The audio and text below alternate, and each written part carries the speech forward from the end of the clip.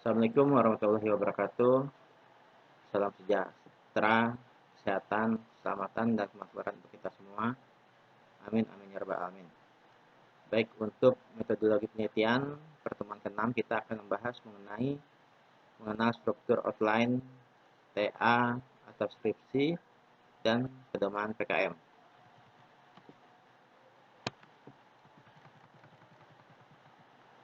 Tugas akhir atau skripsi adalah suatu bentuk karya ilmiah yang ditulis oleh seorang mahasiswa yang telah memenuhi persyaratan akademik secara keseluruhan. Selain itu pula, tugas akhir atau skripsi merupakan mata kuliah inti yang harus diikuti dan dipenuhi oleh seorang mahasiswa semester akhir Universitas Bina Sarana Informatika. Tujuan dalam penulisan tugas akhir atau skripsi adalah memberikan pemahaman terhadap mahasiswa agar dapat berpikir secara logis dan ilmiah dalam menguraikan dan membahas suatu permasalahan, serta dapat menuangkan secara sistematis dan terstruktur. Persyaratan akademik dalam rangka mengajukan penulisan dan bimbingan tugas akhir atau skripsi adalah sebagai berikut. Seorang mahasiswa telah menyelesaikan kegiatan perkuliahan minimal pada semester 5 dan pada semester 6 jumlah SKS yang telah dicapai lebih dari 100 SKS untuk D3.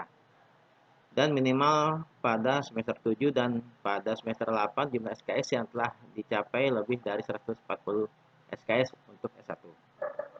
Memiliki indeks prestasi kumulatif IPK minimal 2 dan tidak ada nilai E. Telah lulus 4 mata kuliah unggulan, kemudian terdaftar pada semester yang bersangkutan dan tidak sedang cuti akademik. Lalu membayar biaya bimbingan melalui ATM pada bank yang bekerja sama dengan Universitas Bina Sarana Informatika. Ujian komprehensif jenjang diploma 3. Waktu ujian lisan atau tertulis adalah selama 45 menit untuk kedua mata kuliah unggulan yang akan diujikan, dan pada saat ujian komprehensif tersebut, mahasiswa wajib membawa laporan kuliah kerja praktek atau KKP. Daftar mata kuliah yang akan diujikan dapat dilihat dan diunduh bahan ajarnya, berupa silabus dan bahan presentasi kuliah, pada saat menentukan outline ujian komprehensif.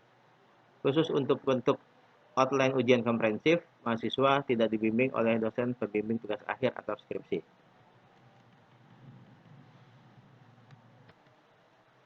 Nah, di sini ada outline TA atau skripsi Fakultas Teknik dan Informatika. Bisa dilihat.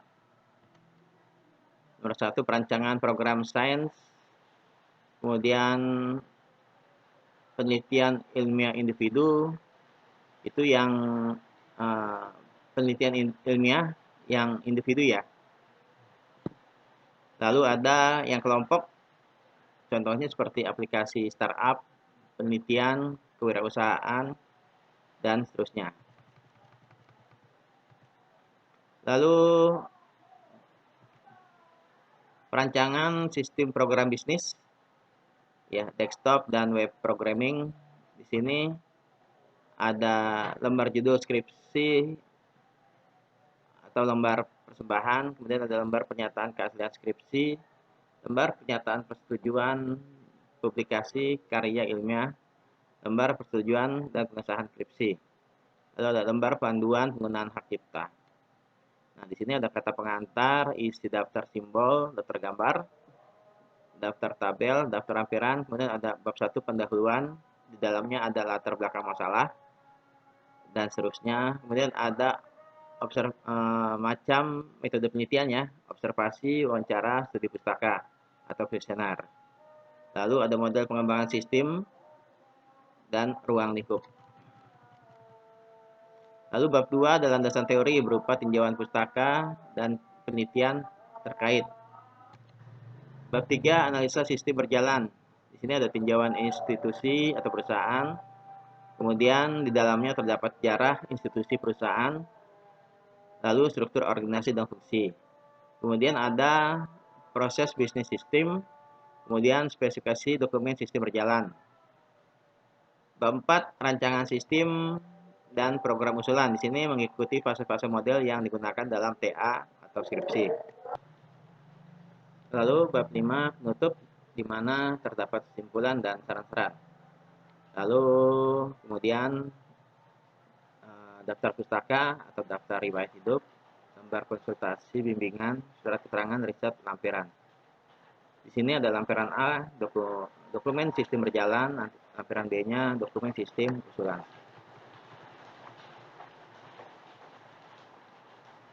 Penjelasan outline perancangan sistem program bisnis, ya ini contohnya, salah satu contoh desktop dan web programming.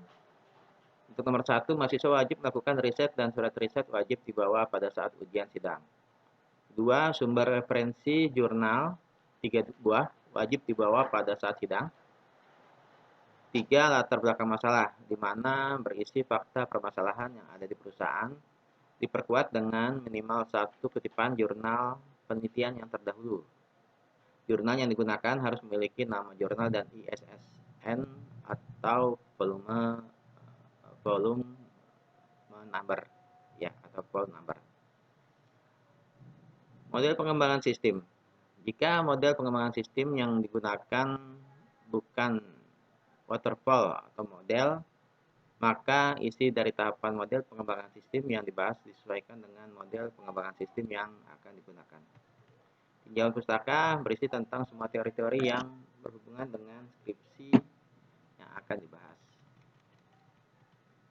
Penelitian terkait berisi tentang penelitian yang terkait dengan permasalahan yang diangkat. Contoh cara penulisan penelitian terkait dapat dilihat pada penjelasan bab 2 di handout ya. Proses bisnis menceritakan kegiatan utama dari masalah yang diangkat dalam satu paragraf. Gunakan activity diagram untuk penggambarannya. Gambar activity diagram diletakkan setelah narasi proses bisnis. Analisa kebutuhan sistem pada bab 4 menjelaskan tentang kebutuhan fungsional software dapat melakukan apa saja, akan diterapkan di mana, dan interface atau antarmuka apa saja yang akan ada di dalam sistem yang akan dibuat, disertai dengan penggambaran use case diagram dan activity diagram yang terkait dengan proses bisnis yang diceritakan. Selanjutnya bisa dilihat pada outline skripsi pada halaman mahasiswa. Nah, ini mungkin contoh untuk sistem program bisnis ya. Tentunya akan berbeda untuk jurusan yang lain, misalnya kayak jurusan teknik. Nah, teman-teman bisa lihat di outline skripsi pada halaman mahasiswa, di situ ada semua masing-masing jurusan. Dan di sini juga ya outline TA atau skripsi untuk jaringan komputer.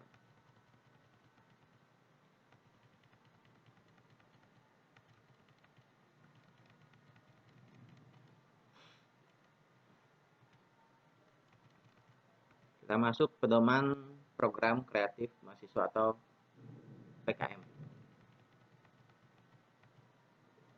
Lulusan sebuah perguruan tinggi dituntut untuk memiliki yang pertama academic knowledge, skill of thinking, management skill, dan yang keempat communication skill.